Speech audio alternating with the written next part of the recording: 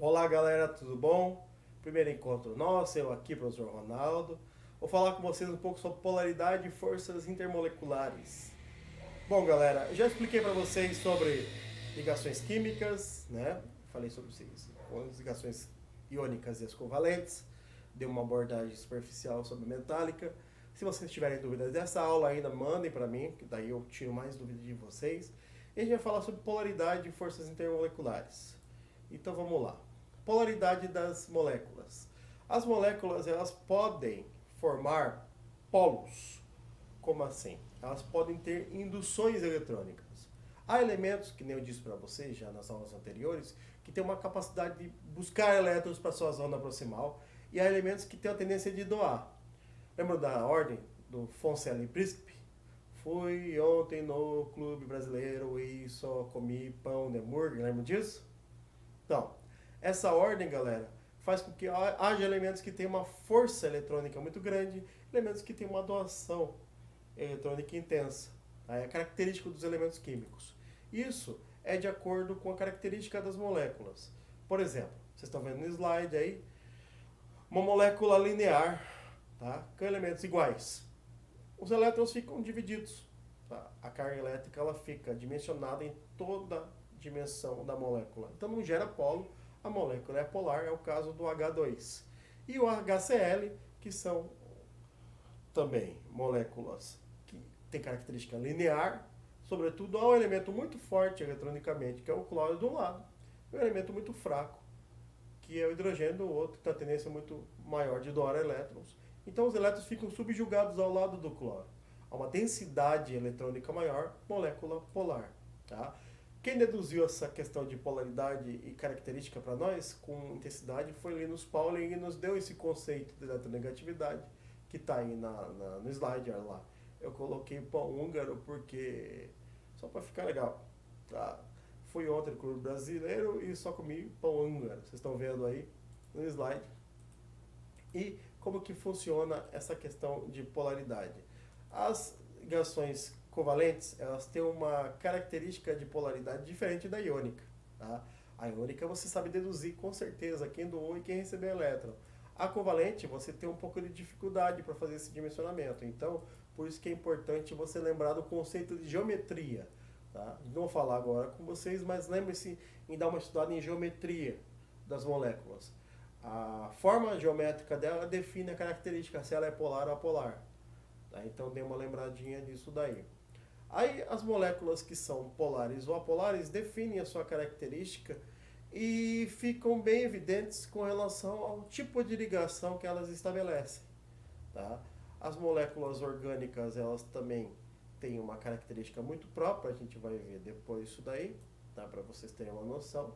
Mas a definição, ela nos dá uma característica muito importante da estrutura de formatação das ligações que elas fazem. Tá? Isso é muito importante. Por quê? As moléculas elas se juntam também, elas não estão isoladas no espaço. E esse tipo de interação, eles possuem nome.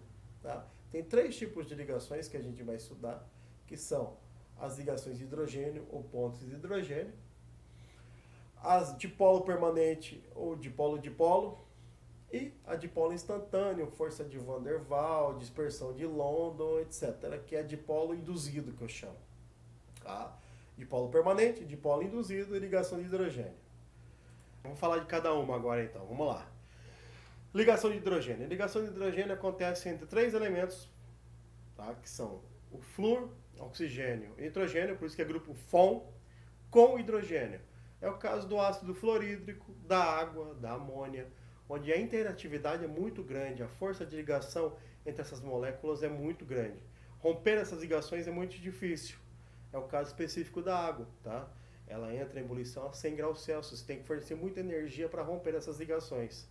Dipolo acontece para moléculas que têm ligação também polar, sobretudo, não são esses três elementos que eu citei: flúor, oxigênio e hidrogênio. É o caso do ácido clorídrico, por exemplo.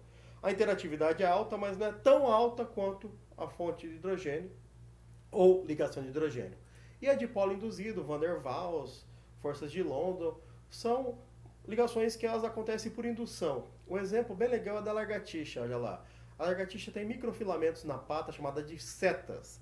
Quando ela fricciona esses microfilamentos contra a parede, isso gera uma polarização que faz com que momentaneamente ela grude. Então esses polos são momentâneos, tá?